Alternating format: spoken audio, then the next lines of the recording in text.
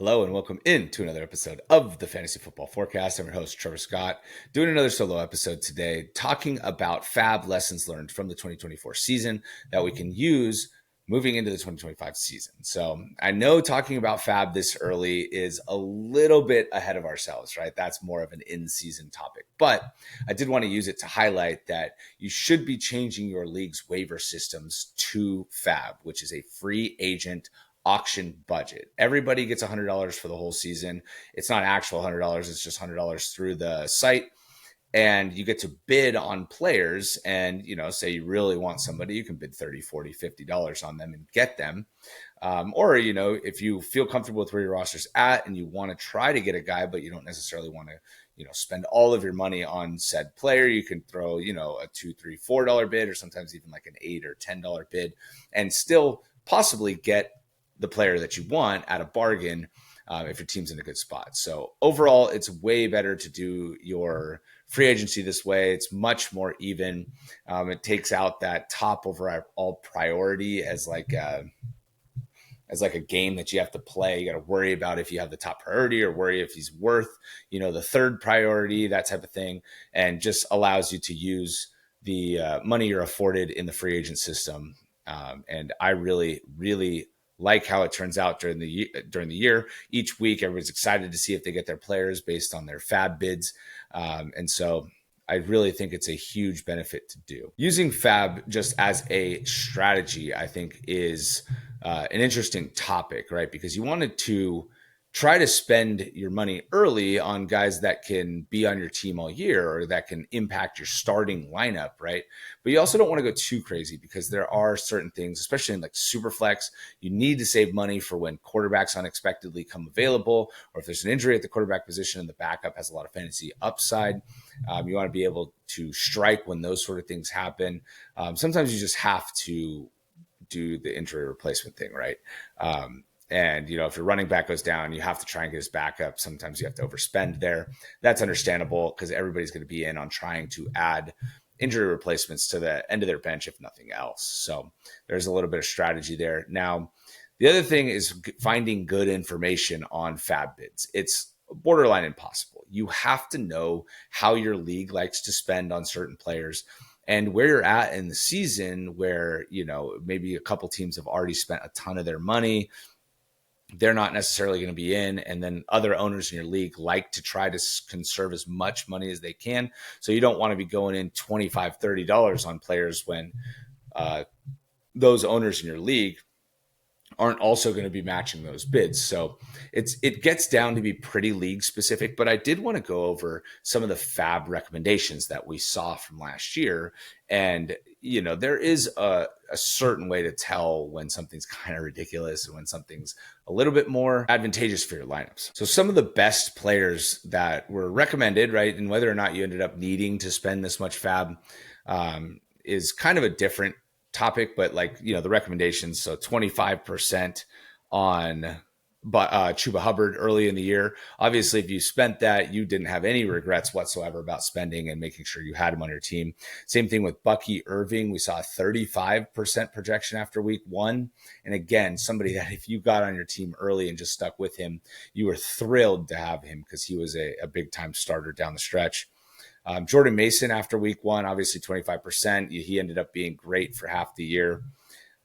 J.K. Dobbins early in the year, right? 35% budget because after week 1, it looked like he was going to be the guy. So, some very important players early in the season there that really kind of got after your rosters, right? And it was really critical to potentially winning and setting your team apart from the rest of your league. Some wide receivers that also got some pretty big bids is like Jacoby Myers, 10%, which I feel like he was at 10% because he's kind of boring. We already knew who he was, but he ended up being so good, especially after Devontae Adams got traded. So it's like, those things, maybe you should have drafted him specifically, and we've been touting him this year. So don't leave your draft without Jacoby Myers versus letting him go undrafted. But Darnell Mooney, another one at 10%. Juwan Jennings at 25%. And he was a little weird because, it was like he had a big game, and then it was like pick him up.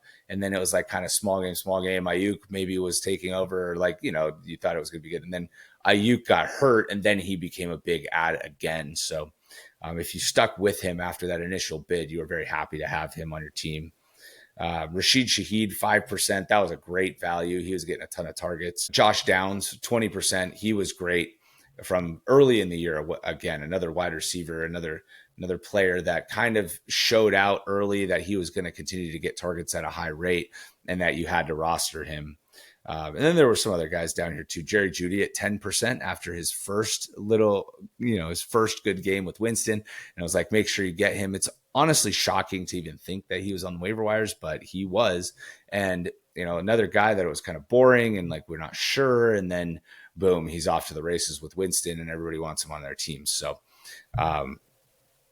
if Winston ever gets to take over for New York, I mean, wheels up big time with everybody there. I would love to see that with Neighbors. I mean, that would go crazy. And then, the tight end bids, right? Jonnu Smith was the big one, 20% recommendation. That would have worked out if you had 20% to spend on him.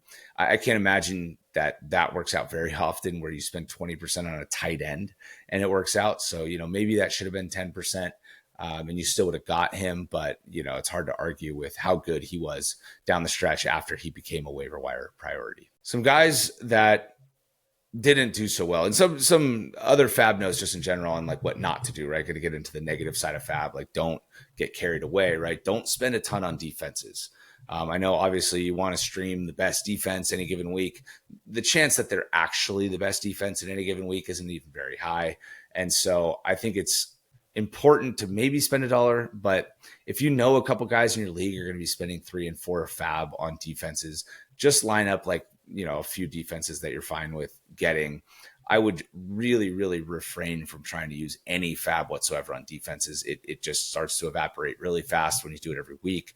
And you're at week 10, you've spent, if you're going in $2 or $3, you spent, 25 to 30% of your FAAB on only defenses. And I think that's a huge mistake. You need to save that chunk of money to go in on one player if and when somebody valuable becomes available. And that's entirely controllable on your end. Another thing, like I mentioned with Jonnu, right? It worked out for him specifically, but don't really spend on tight ends. It hardly ever works out. I mean, there was Isaiah Likely after week 1 where it was 35% FAAB bids. And if you spent that much, yeah, you got him. But then like after week 4, you're like, oh man, is he my worst player now? Right? Am I going to have to drop him? And that's the worst nightmare, is that you spend all this FAAB money on a player that you then kind of immediately want to cut. All right. And then some examples last year of like getting carried away, right? Is don't also blow your FAAB money on somebody that's not really a good player, right? If we're not sure, that's one thing, but if you're pretty confident the player's not good, don't be looking to spend a ton of money on them, because the chances that the team also doesn't think they're the option for the rest of the year is decently high. So, right, the guy that stands out the most in that aspect is Carson Steele. I mean, we saw some ridiculous FAAB suggestions on him, 35%, 30%. And then like, if you were the guy in your league that went in on him and then there wasn't another bid over $3, it's like, oh, well, why? I'm listening to somebody that doesn't understand FAAB. And that's kind of how I felt when all those bids were coming out. It's like, they ended up signing Kareem Hunt. We didn't know that was going to be the case, but we knew Carson Steele was not going to be the answer. A couple other guys, Samaje Perine, 30%, same week, right? He was on the Chiefs, and it was like, is it going to be Perine? Is it going to be Steele? And it was like, dude, these guys are not going to be fantasy relevant. We've seen them take over or, try to take over backfields. Or with Steele, he was like a fullback, right? It's not like he's going to come in and be able to just handle the workload. He was a rookie, not even a full dedicated running back, really. And I know he had a good preseason, and then there was some cultural hype around him. But again, you can't get sucked into those things if you want to compete. A few other guys, right? Audric Estime, that was another one where it was just like, Javonte got hurt, and it was like Estime to the moon. And then it was like they weren't happy with Javonte, and Estime had this week where he had 15 carries and like 60 yards, and it's just not exciting. And it's like, don't go spending $30 of your FAAB, especially in super flex leagues, on a running back that you're not sure of. And then the next week it was right back to Javonte.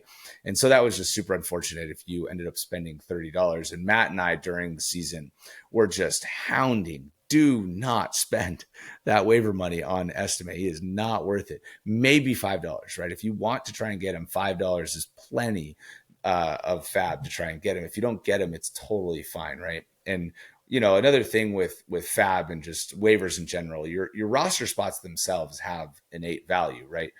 You're not just going to leave an open roster spot. So if there are a couple good guys on the waiver wire that you would consider adding if you had an open spot, you got to consider the value of anybody that you're adding, or you're adding the top waiver guy, but is the third waiver guy also decently valued? Would you also enjoy having him on the end of your bench? Those are the kind of decisions I think that they're important to consider, and also considering the guy you're dropping. It's like if you're excited about somebody on the waiver wire and you're going to put $10 on them, are they really 10 waiver dollars better than the guy you're dropping? I think that's definitely a consideration that more players should have when making waiver wire FAAB moves specifically, and how to determine how much they're actually going to spend. A couple other receivers that were just terrible. Allen Lazard up at the 20% range when he was kind of doing his thing early in the year. That was so obvious he wasn't going to be as good. And then Devontae Adams obviously landed there, and it just changed the whole dynamic of that offense.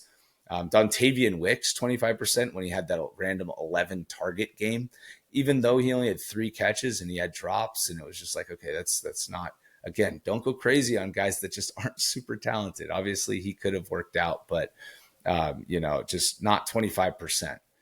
Xavier Legette, another guy that was up at 25%. And, he was at least a first round pick. So that one at least makes a little bit more sense to me, but wouldn't be looking to do that on a player that is still trying to get his footing, is still pretty green, especially one that's still behind Thielen, still behind Deontay Johnson. I mean, I think Deontay Johnson got traded, and that was kind of when that waiver bid kind of came in, that recommendation. But again, got to recognize that the offense still isn't great, and that it's going to run mostly through Adam Thielen, or mostly through one passing game option. Now, maybe it's a little better this year, but on a bad offense during the season, you know better than to try and invest a ton of your FAAB into a player like that.